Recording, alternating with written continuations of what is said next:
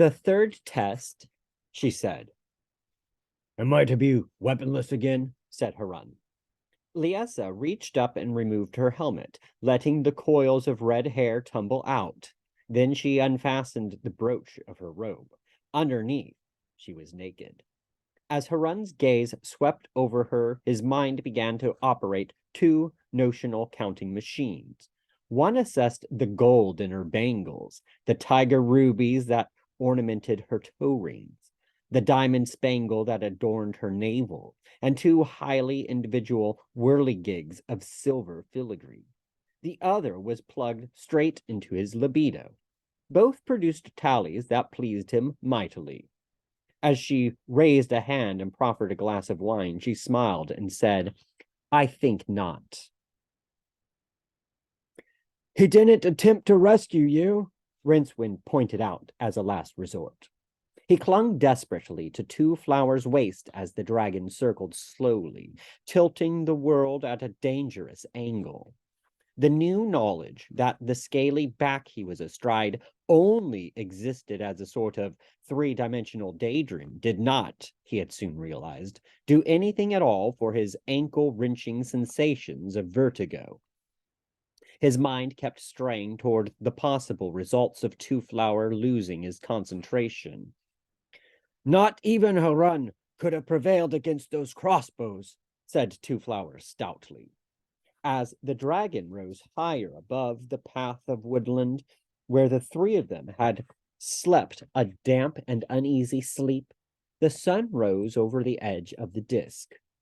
Instantly, the gloomy blues and grays of pre-dawn were transformed into a bright bronze river that flowed across the world, flaring into gold where it struck ice or water or a light dam.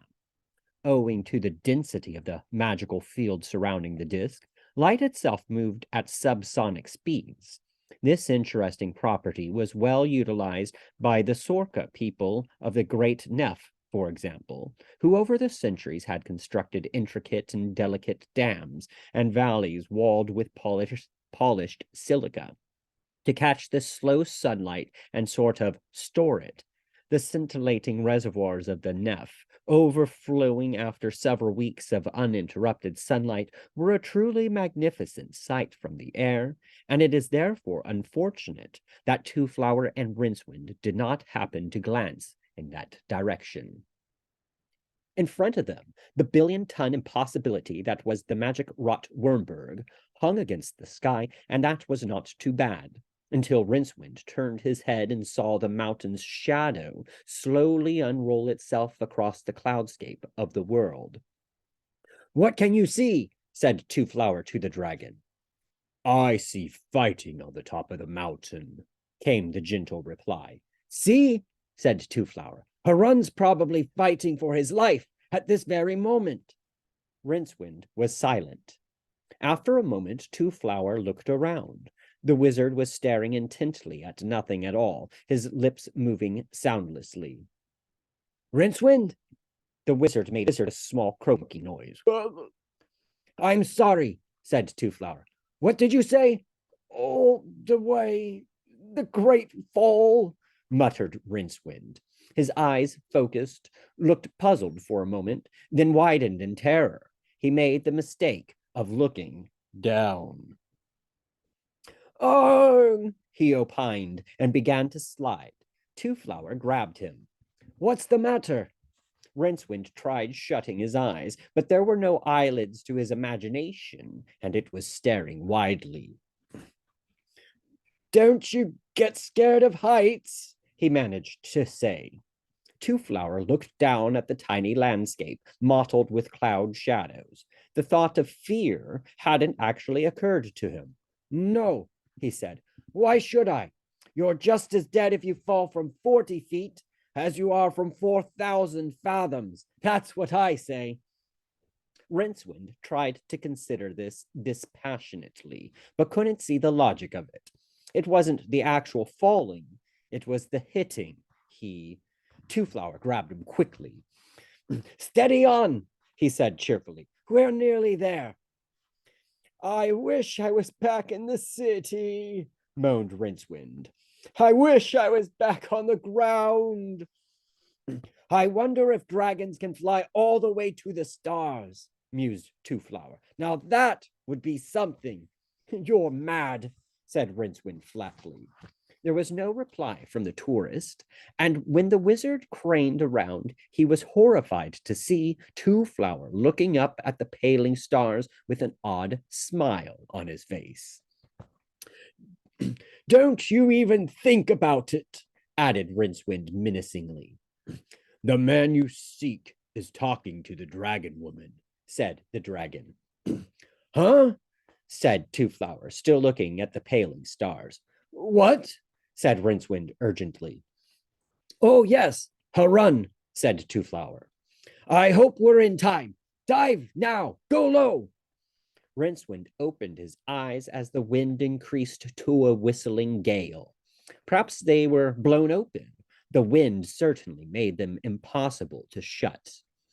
The flat summit of the Wormberg rose up at them, lurched alarmingly, then somersaulted into a green blur that flashed by on either side.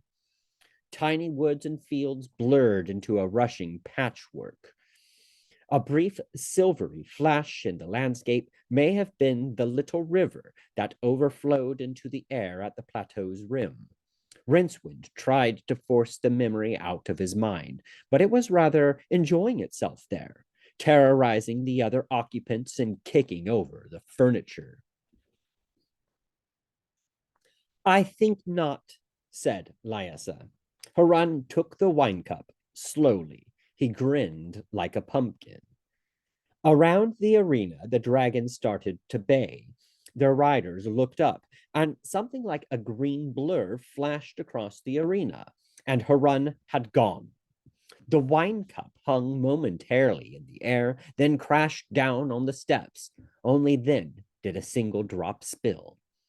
This was because, in the instant of enfolding Harun gently in his claws, Ninereeds the dragon had momentarily synchronized their bodily rhythms.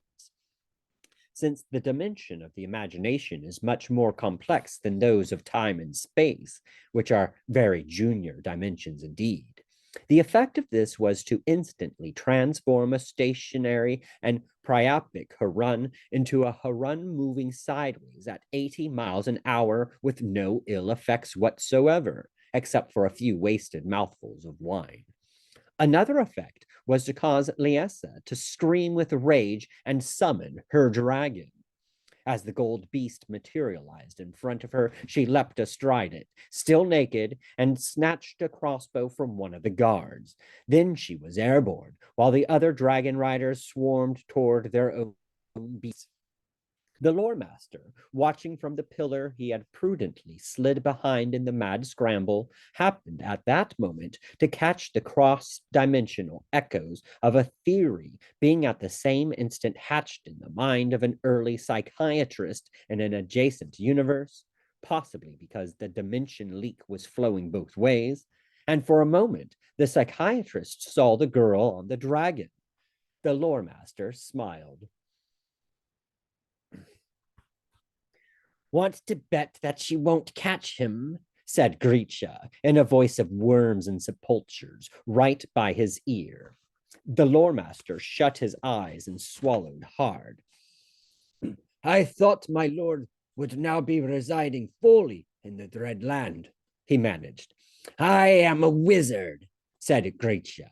Death himself must claim a wizard, and aha, he doesn't appear to be in the neighborhood. Shall we go? Asked Death. He was on a white horse, a horse of flesh and blood, but red of eye and fiery of nostril, and he stretched out a bony hand and took Grisha's soul out of the air and rolled it up until it was a point of painful light, and then he swallowed it. Then he clapped spurs to his steed, and it sprang into the air, sparks coruscating from its hooves. Lord Grisha, whispered the old lore master as the universe flickered around him. That was a mean trick, came the wizard's voice. a mere speck of sound disappearing into the infinite black dimensions. My lord, what is death like? Called the old man tremulously. When I have investigated it fully, I will let you know, came the faintest of modulations on the breeze. Yes, murmured the lore master. A thought struck him. During daylight, please, he added. You clowns, screamed Harun from his perch on Nine Reed's foreclaws. What did he say? Roared Rincewind as the dragon ripped its way through the air in the race for the heights. Didn't hear, bellowed Two Flower, his voice torn away by the gale. As the dragon banked slightly, he looked down at the little toy spinning top that was the mighty Wormberg and saw the swarm of creatures rising in pursuit. Nine Reed's wings pounded and flicked the air away contemptuously. Thinner air, too. Two Flower's ears popped for the third time. Ahead of the swarm, he noticed, was a golden dragon. Someone on it, too. Hey, are you all right? Said Rincewind urgently. He had to drink in several lungfuls of the strangely distilled air in order to get the words out. I could have been a lord, and you clowns had to go in. Harun gasped as the chill, thin air drew the life even out of his mighty chest. What's happening to the air? Muttered Rincewind. Blue lights appeared in front of his eyes. Unk, said Two Flower, and passed out.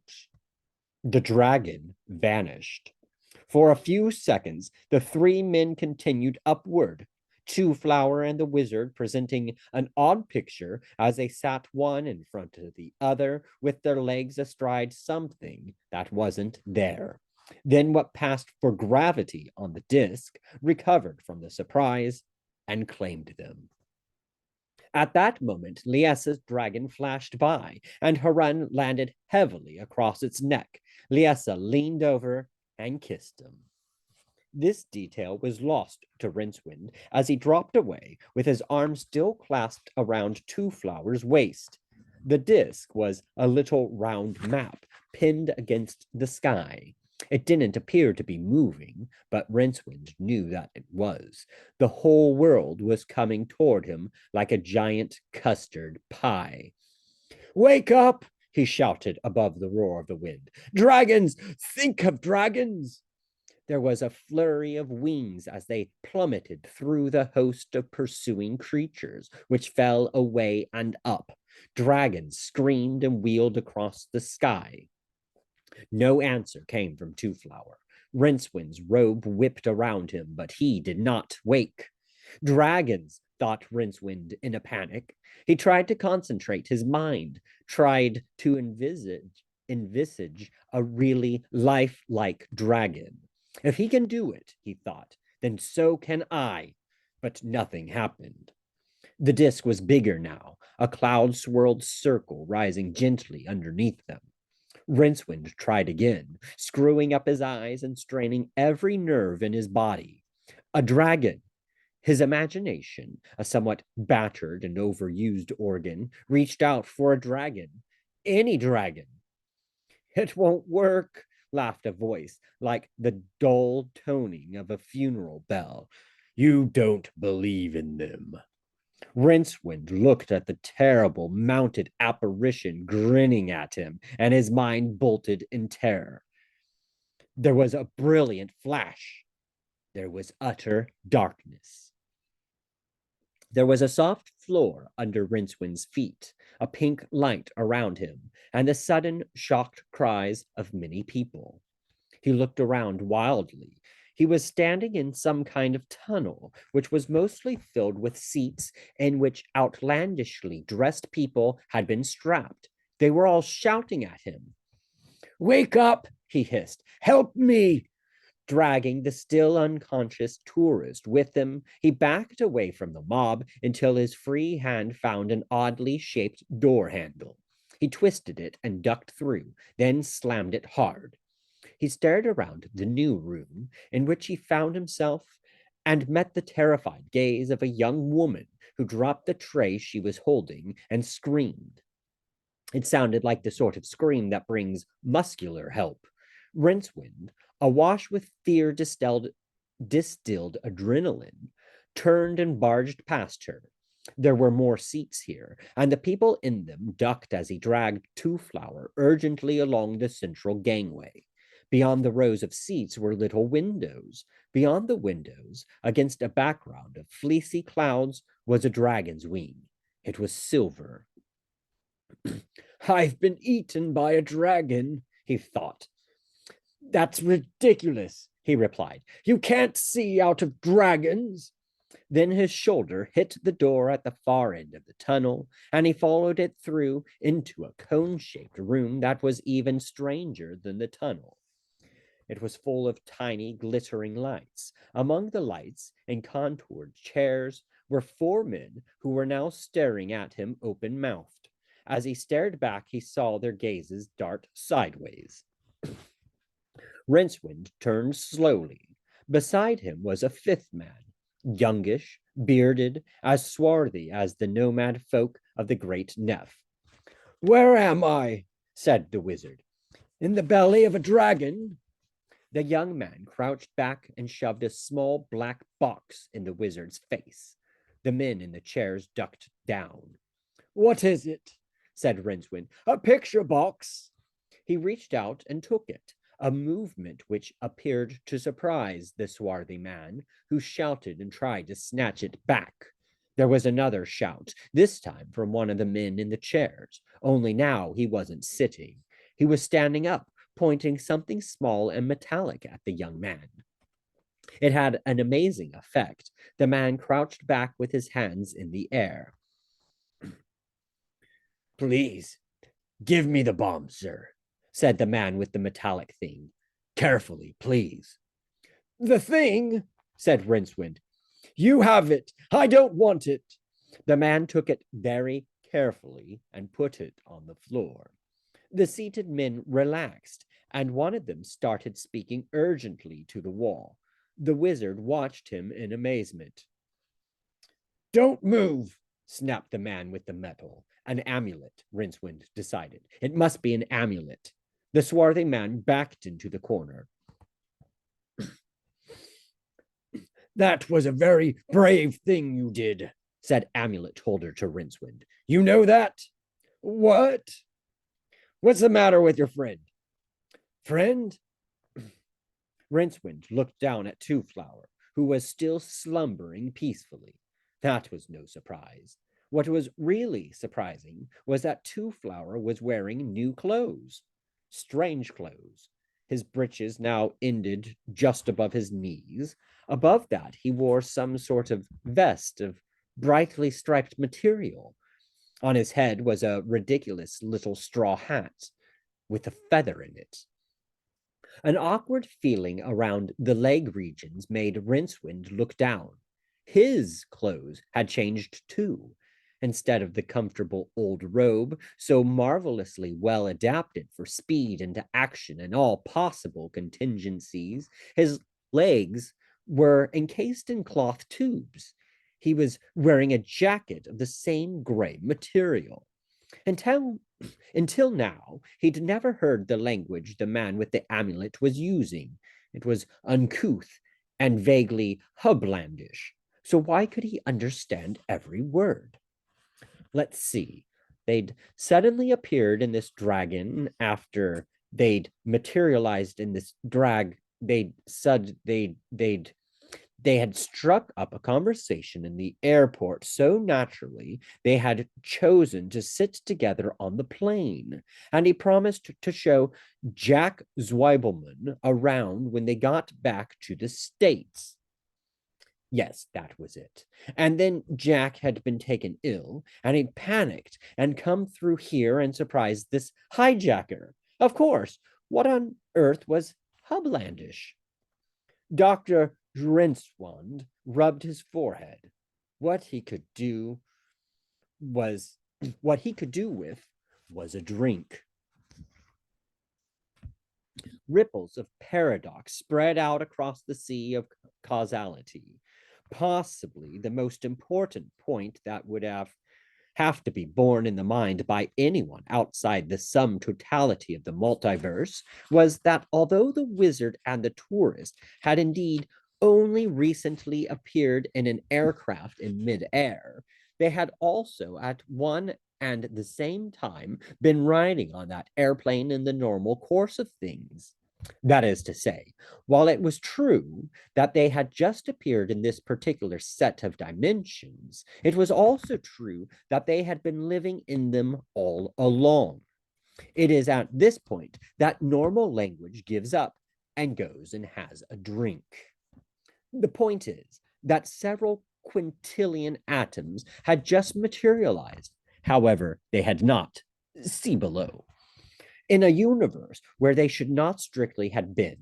The usual upshot of this sort of thing is a vast explosion, but since universes are fairly resilient things, this particular universe had saved itself by instantaneously unraveling its space-time continuum back to a point where the surplus atoms could safely be accommodated, and then rapidly rewinding back to that circle of firelight, which, for want of a better term, its inhabitants were wont to call the present.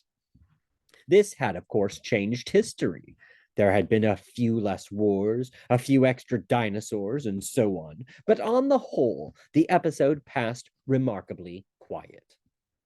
Outside of this particular universe, however, the repercussions of the sudden double take bounced to and fro across the face of the sum of things, bending whole dimensions and sinking galaxies without a trace.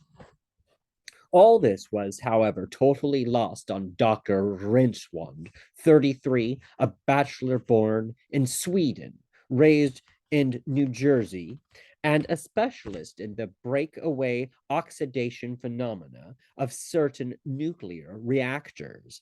Anyway, he probably would not have believed any of it. Zweiblumen still seemed to be unconscious. The stewardess, who had helped Drenchwand to his seat, to the applause of the rest of the passengers, was bending over him anxiously. "We've radioed ahead," she told Rinswand. "There'll be an ambulance waiting when we land. It says on the passenger list that you're a doctor." "I don't know what's wrong with him," said Rinswand hurriedly. "It might be a different matter if he was a Magnox reactor, of course. Is it shock of some kind?" "I've never—" Her sentence terminated in a tremendous crash from the rear of the plane. Several passengers screamed. A sudden gale of air swept every loose magazine and newspaper into a screaming whirlwind that twisted madly down the aisle. Something else was coming up the aisle, something big and oblong and wooden and brass-bound. It had hundreds of legs. If it was what it seemed, a walking chest of the kind that appeared in pirate stories, brimful of ill-gotten gold and jewels, then what would have been its lid suddenly gaped open. There were no jewels, but there were lots of big square teeth, white as sycamore, and a pulsating tongue, red as mahogany. An ancient suitcase was coming to eat him. Rinswand clutched at the unconscious Zweiblumen for what little comfort there was there, and gibbered.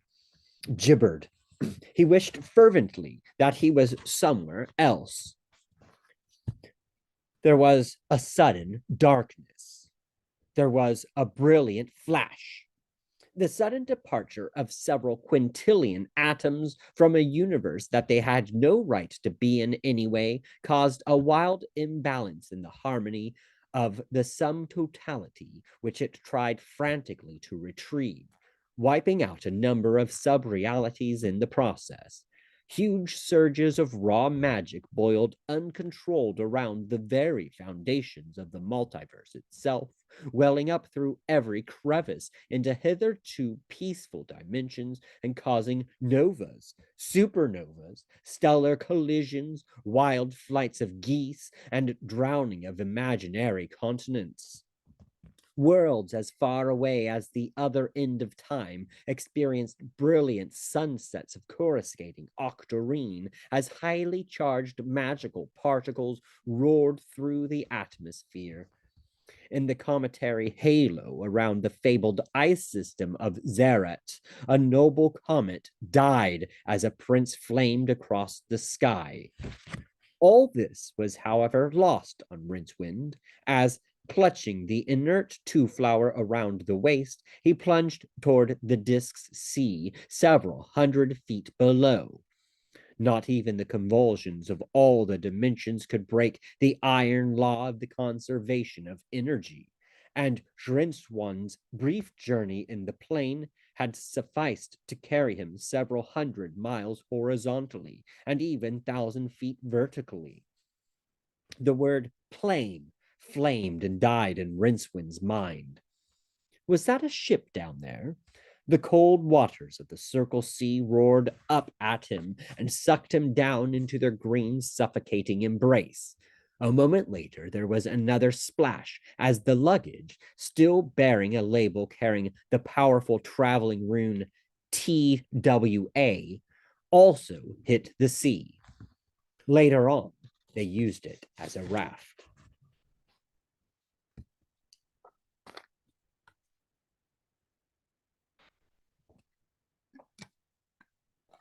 Four, close to the edge. It had been a long time in the making. Now it was almost completed, and the slaves hacked away at the last clay remnants of the mantle.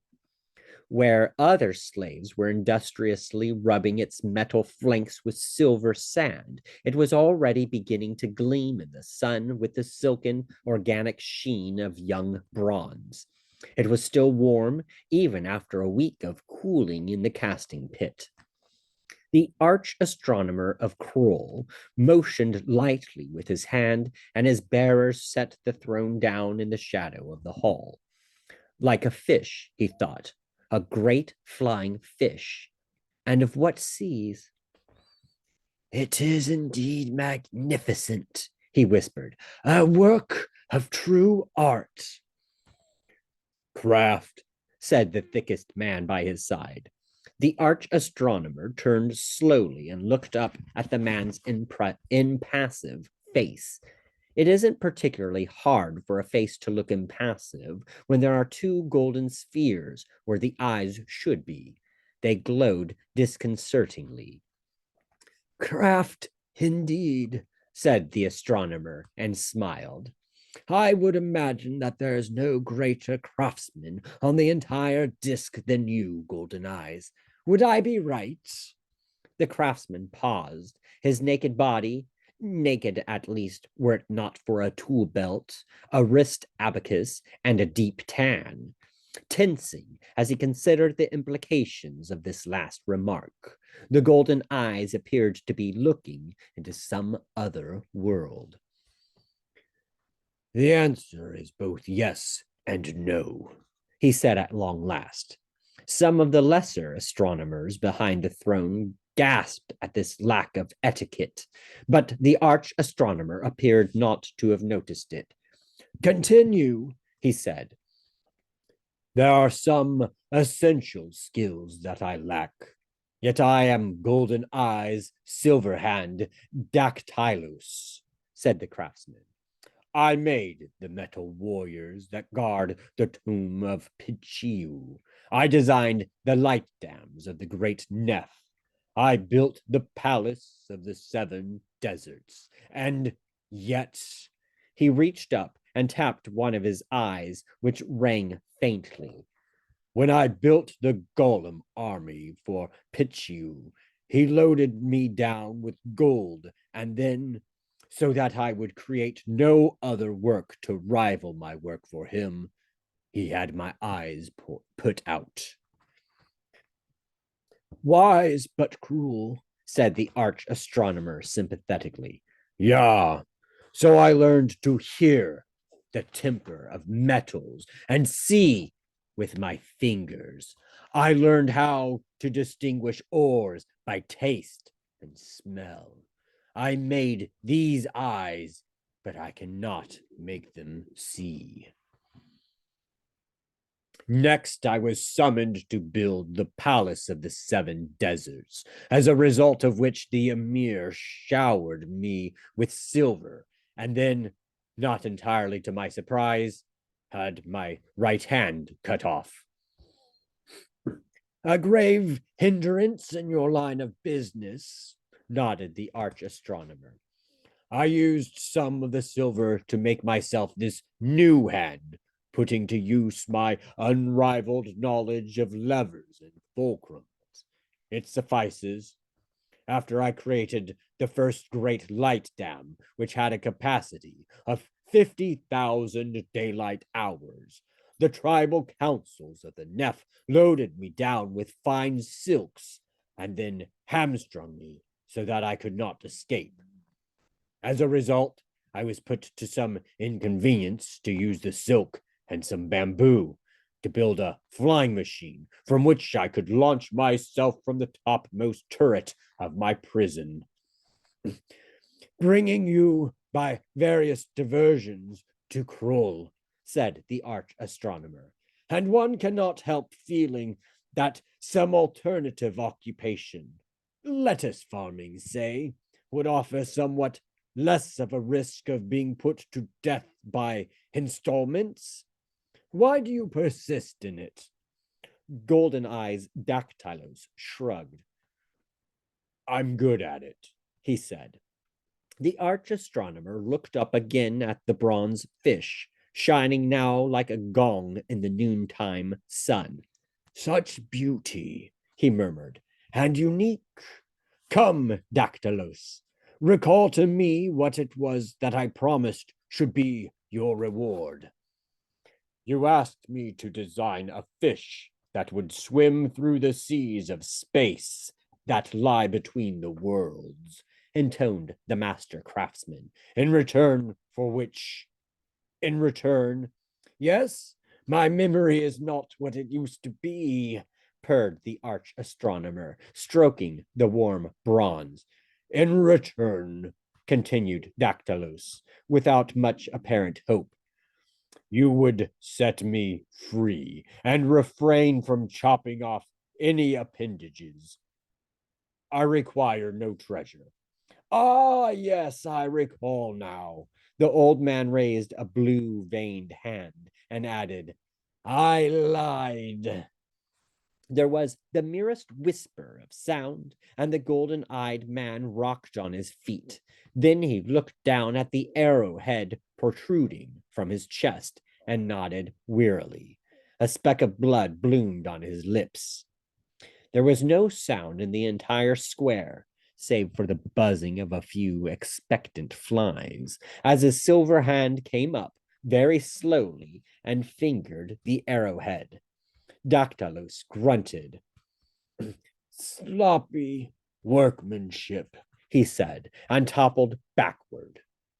The arch astronomer prodded the body with his toe and sighed. There will be a short period of mourning, as befits a master craftsman, he said.